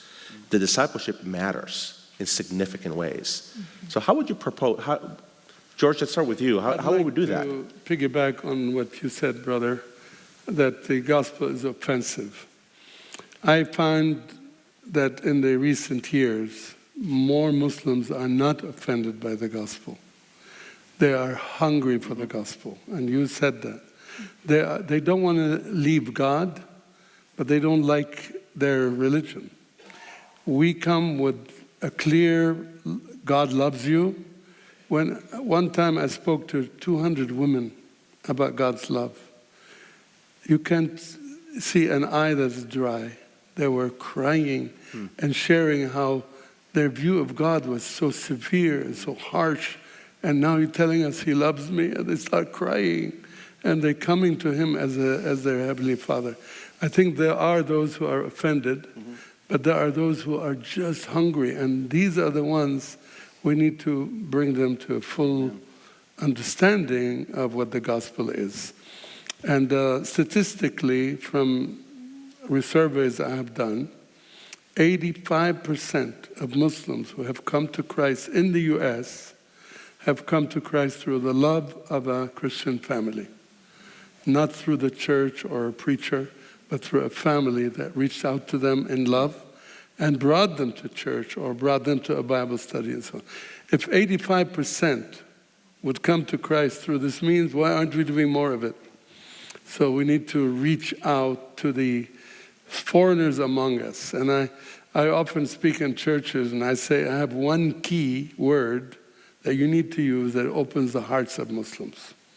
It's made out of 2 letters, H and I. Hi. If you would say hi to a Muslim you see, you're starting a relationship. But most Christians don't know what to do with a Muslim. They walk away. They see this veiled woman. What kind of animal is this? I don't know what to do with her. Well, just come and say hi and see what happens. She will see that you care, because many of them think Christians don't care about them. They hate them. But if you just say hi and begin to develop even a friendly relationship, you'll make a huge impact. And how are you reaching young people with your foundation? I tell them about America, the foundational principles. I remind them again that it's the greatest nation in the world and in history. That if you don't want to be cut off from the roots and from the legacy of this great nation, then you have to be open to try and understand the faith that this country is based on and built on. So one of the things, I would say probably the biggest things that I run into is that Christianity has a very bad rap at the moment. These stories, wokeism, the stories of colonialism. So the white man as an oppressor, as a slaveholder, they want to tear down statues and things like that. So it is hard. It's very hard to speak of the gospel or speak of Christianity or speak of Jesus Christ in an environment that tells you you're a moron. I'll give you my friend Richard Dawkins, when I converted, the first thing he said to me is, surely you're more intelligent than that. So to be a Christian is to be stupid, to be unintelligent. And that has become something that is, to many people, who are Christian, some of them, but will not express it, will not show it. So if in schools, what is even left of that tiny bit of Christianity, Easter eggs, the Christmas tree, saying Merry Christmas, all of these things have been removed and they've been diminished and they've been diluted. And I would say maybe even a small step would be to bring those things back, because that's a conversation starter. Bring back the good stories, and that's what I try to do myself now. You were telling, Muslims tell them hi. When I came to Holland, I wasn't assimilated into Dutch society by the government or through some government program. It was volunteers who came from the church. They taught me to speak Dutch. They showed me around. They took me to their houses and gave me friendship and companionship and kindness. And they didn't ask for anything in return. No one asked me to become a Christian or to convert. They completely respected my religion, my faith, but they gave. And I think that in some ways has maybe seeded in me this attitude towards Christianity that was different from my fellow, atheist friends who have all sorts of prejudices towards Christianity, say, oh, it's no different from Islam. All religions are the same. I have experienced it that it's not true. All religions are not the same. And to state that statement is untrue. It's a false statement. Some religions are better than others. And in my view, our Judeo-Christian traditions are superior to Islam, Confucianism, Hinduism, Buddhism. I have gone through the lot, and I've picked Christianity as my faith. Matt, discipleship. It's interesting. We're in a university, and it's a place of ideas, and I really do appreciate the work that Ayan has done in this space and really talking about the contest of ideas. I think that's an important thing, and I've spent most of my career focusing on that. Like you, Ayan, I've been on a journey, and not that one's more evolved than the other or more transformed, but where I have sensed this, and I think I'm going to come back to it, is what does it really mean to be an embodied witness? What does it really look like for us to live that out? And the image that comes to my mind the most is this. It's a picture of missionaries in the 18th and 19th century, And again, I'm not talking about going, this isn't because I'm saying you have to go to do this. What I'm saying is what most of the missionaries did in the 18th and 19th century is that they would pack their belongings in their coffin. That image has stuck with me. That is an embodied witness where you are living boldly, you're living courageously, you're putting your money where your mouth is, you're living it out. Like, we can argue about we can have these we can contest in the realm of ideas, and we should. We need to have people who go in there and win these arguments, fight these arguments, challenge Richard Dawkins, challenge neo-Marxist and Foucauldian views, provide an answer to the postmodern worldview. We should do that. That's important. And there's the reason why you come to a university like this, is to learn that. But when I look throughout I look out to the church's history. When I see where the discipleship really takes place, it's an embodied witness. And it's when the followers of Jesus live out the gospel, not just say it, but they embody it in that they're going to die and be buried, and that resurrection will happen, and it might not be their resurrection, but it'll be the resurrection for others. And I think that's the picture of discipleship. We can talk about all the things we want to stick in our head, but man, when we live that out, like no other religion has that. That is the power of the gospel, is Jesus' death, burial, and resurrection. So for me, it's the embodied witness that plays itself out. And for me, again, I'll come back. I agree with you, Edward, that yes, the American country is the most benevolent country this world's ever seen. I still think we're tipping. Well. I still think, as a nation, as a church, we have not, because I've been to places where they're putting in their last dollar. And that's a different conversation. That is a different conversation. I'm saying this guilty. I'm trying to figure this out myself. What does that really look like?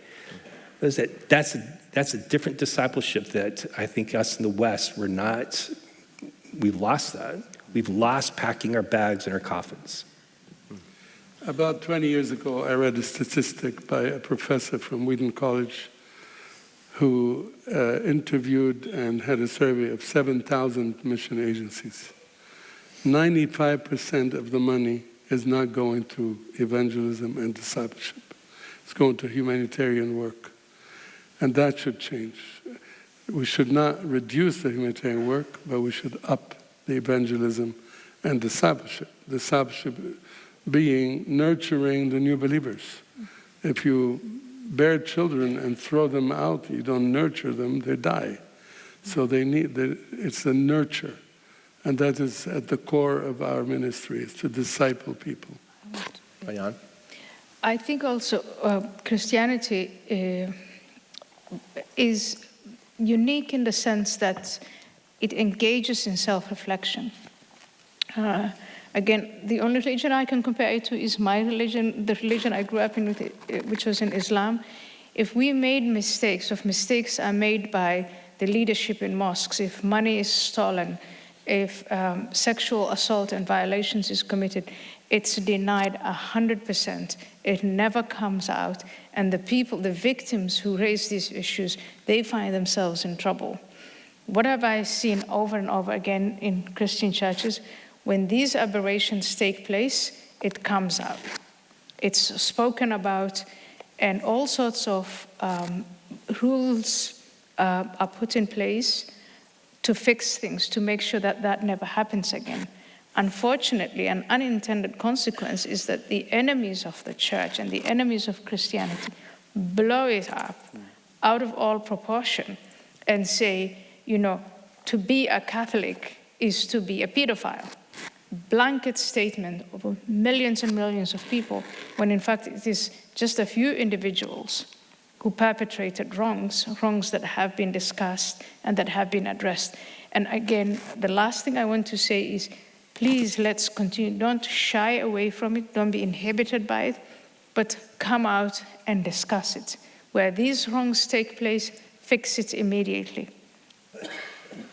Come in the open, compensate the victims, and that in itself is a show of human weaknesses, the human condition, but again, how the church can can address these issues and can set an example. In closing, I want to ask each of you to speak to our entire audience, and especially to our students who are here this evening.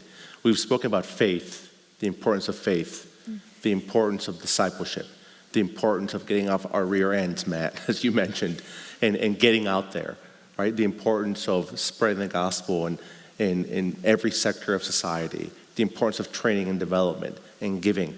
But can you speak to our students as they think about the gospel, their faith, they're the future, leaders and servants. You just share your heart with them in just a couple of minutes, each of you, as we close this evening.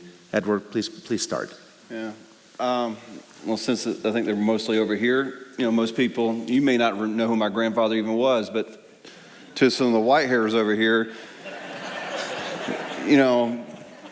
they look at me and think, oh, you're Edward Graham, like you're an evangelist. You're born with it. And as I told you before, I'm no evangelist in the sense of my grandfather. I can't speak, the buses will wait. I had that deep voice. God gave me a good trigger finger. What was I supposed to do with that? I was in special operations for 16 years. That's what he called me to do. And he did call me.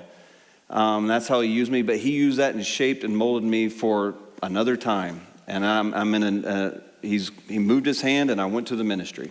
And that's where I am. But I would tell you, I am an evangelist. I may not be able to preach. I don't have the great orator skills and get up and share Christ. But we're all called to evangelize. We're all called to make disciples of men. It's called the Great Commission. He gave it to everyone. And you know what? We have the exact same gifts that he gave his disciples. It's called the Holy Spirit. And there's power there. And I want y'all to be encouraged by that. If you think, well, I can't do that, I'm not a Graham. Other than this nose and chin, neither am I. But go out boldly and proclaim the gospel of Jesus Christ. Do not be ashamed of it. The world is scared. It says it will hate you because of me. That's what Jesus told him. He said that about his disciples. They will hate you. That's okay. Take it. You look at my dad's X, it used to be called Twitter. Look at his X feed. It's hilarious, but it's nasty, and people hate him. Why? Because he preached the gospel. He's human. He's going to mess up. You're going to mess up too. You're going to make mistakes. And as just you said over there, the church will make mistakes. Learn from them and move on. Take risk. If you're going to take risk, if I ever see someone that never made a mistake, then they never took a risk. And you're going to have to take a risk by getting out of the boat. Thank you. A few years ago, I got a call from a young woman named Laura. And she said, I want to volunteer in your ministry. I was a missionary in Turkey. So I said, let's come and talk about it. So she came to my office and I asked her some questions about what she did in Turkey. She was teaching English to Turks. I said, did you ever share the gospel with anybody? She said, oh, no, we weren't allowed to do that. I said, how about you? Do you know Jesus as your personal Savior? She started crying. I thought she was offended. I said, I'm sorry, I don't mean to offend you. I was just trying to get to know you. She said, nobody has ever asked me the question. I don't even know if I'm a Christian. Yeah. Well, how come? She grew up in the church. When she was 12, her mother said, come help me with these children, Sunday school. When she was 18, a missionary came and said, we need teachers of English in Turkey. She signed up. She spent 3 years. Now she's back in Colorado, and she knew about our ministry. She wanted to volunteer, but she does not know the Lord.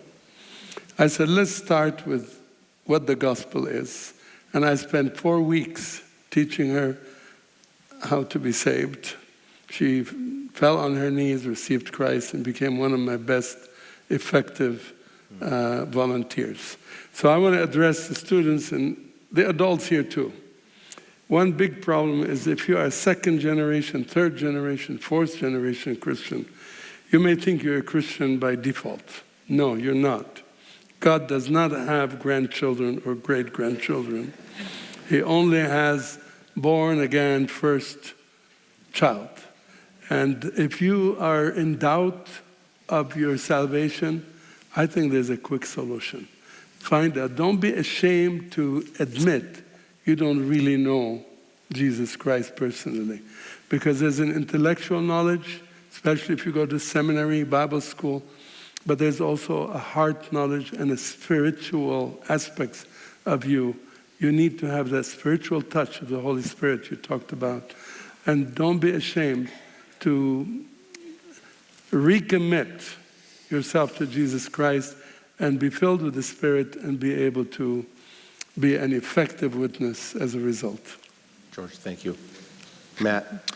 I think what I would say is what I said when I was here in the fall, and that is, students, you have an incredible gift for your education at Christian University. A small portion of people in the United States who even go to college get to have the opportunity to get a Christian education from a biblical worldview. And that comes with I think it comes with a high expectation for you to be able to take that knowledge and to serve the church, whatever role you're in. And I think that is, don't take that lightly. I know of so many people who are around the world or even here in the United States, when they get to be my age or older, they say, man, I wish I would have had that. So I would start with that, and then the second thing I was to say, what I finished up with saying to you, and I was talking to you back in the fall, is this, is that when you're going to face adversity, it's going to go wrong. And everything's going to go to pot, and you're going to ask yourself, do I really believe this? And what we believe here is easy because it can oftentimes just be intellectual, but like, am I really all in? And that's going to be the moment that's going to define you. When you face that adversity, and that will be the moment that defines you, it could also be the moment, be the greatest witness you have, because people will be watching and saying, yeah, you're dying, I'm still all in. I've lost it all, I'm still all in. I've had people betray me, I'm still all in. That's the key. And you've been given that now, that foundation that most people aren't given. 4 years to really invest yourself in this. Don't waste it. Thank you. Ayan. Yeah, that was very good. Don't waste it.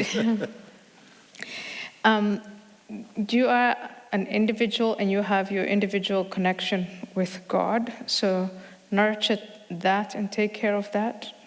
You are a friend and a sibling. Nourish those connections. You are going to be mothers and fathers. You're going to be teachers. Use every platform for that connection with God, that is vertically and horizontally, and nourish it. You are privileged, you are blessed, and you know the saying, those who are given a lot is expected of them. Yes. And so, Ladies and gentlemen, would you join me in thanking our panelists for an incredible evening. Thank you to each of you. Thank you, Ayan. Thank you, Matt. Thank you, George. Thank you, Edward. Thank you, all of you, for being here. Thank you for the work that you're doing. Thank you each. I want to ask Dr. Rick Kuhl, the chair of our board, to come and close us in some comments, brief comments, and a word of prayer as our panelists head out toward the back. Matt?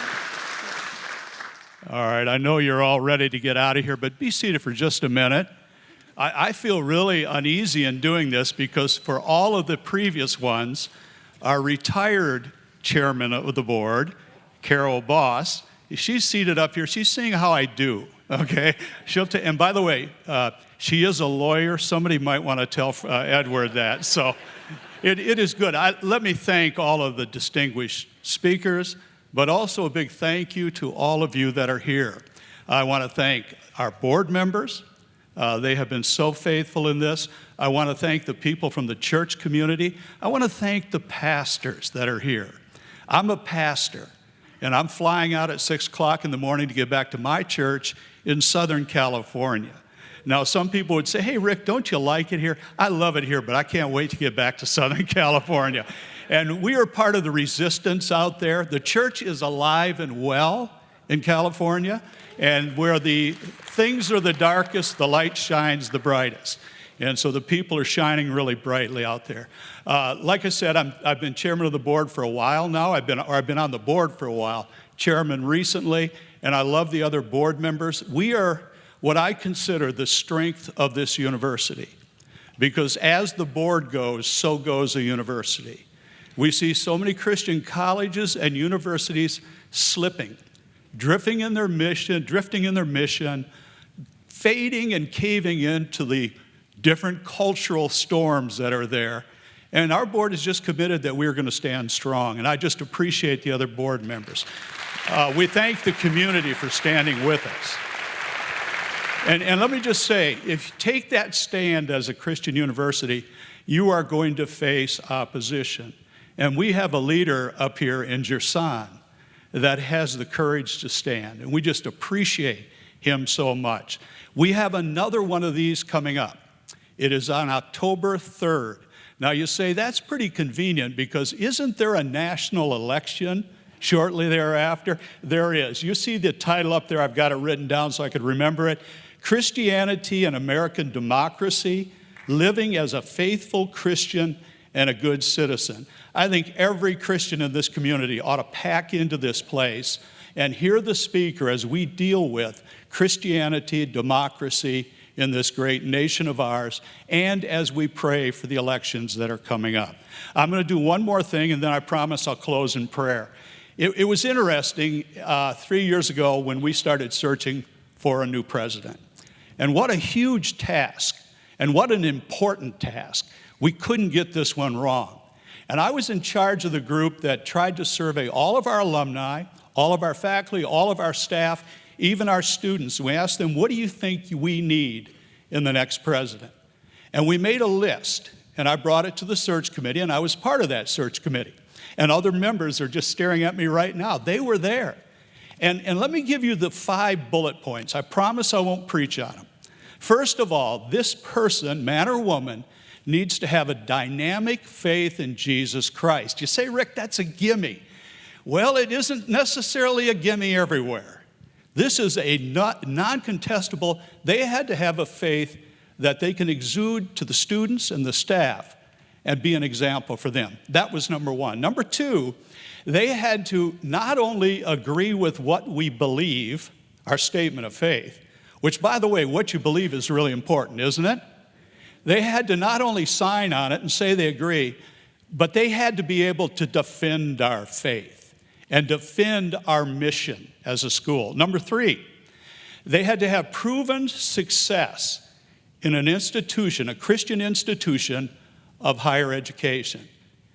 We had to be able to look at the results.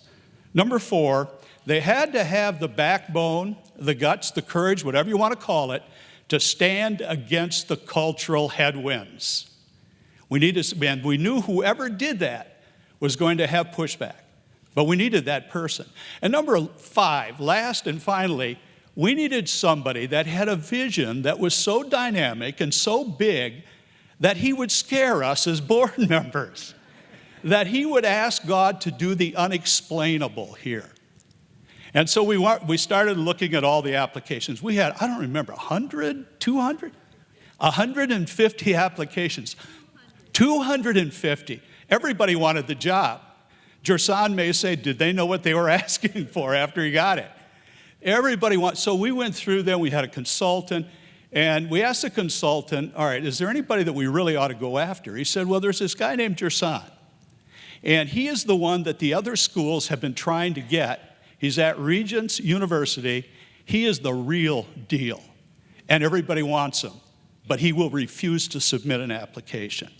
So we asked him, will you at least apply? And his answer was a definitive no. But as a board, we felt as a committee that he was our man.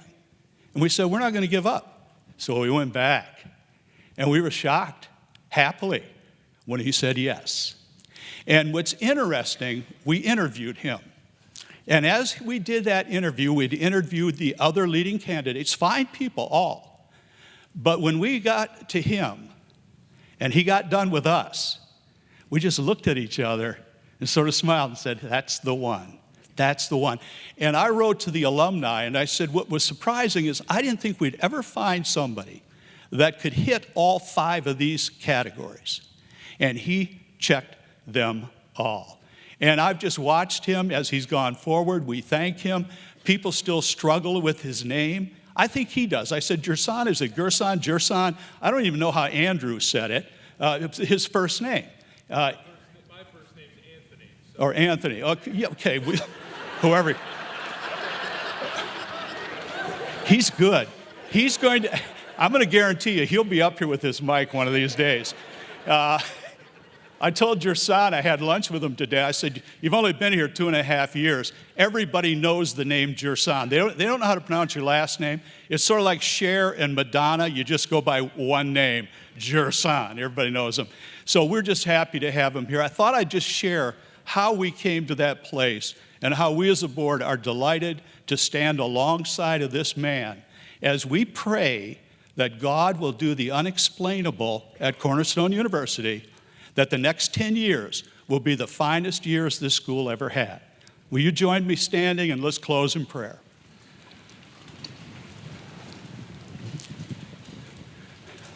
Father, I was really touched to listen to the individuals up here and just to hear their story and to hear how she came to Christ. And what a beautiful, simple testimony from a very complex, very intelligent woman. I was blessed by that. And I thank you for this great community. I do thank you for the other pastors that are here that are standing for truth, Father. And Father, in their congregations, we thank you for them. We thank you for Cornerstone University, for the students that are here. I pray that you might bless them. I might pray that they might have taken to heart what it was said. And I pray, Father, that you will do the unexplainable in their lives as they go forward. And we all dismiss in the name of our Savior, Jesus Christ. Amen. Thank you. You are dismissed.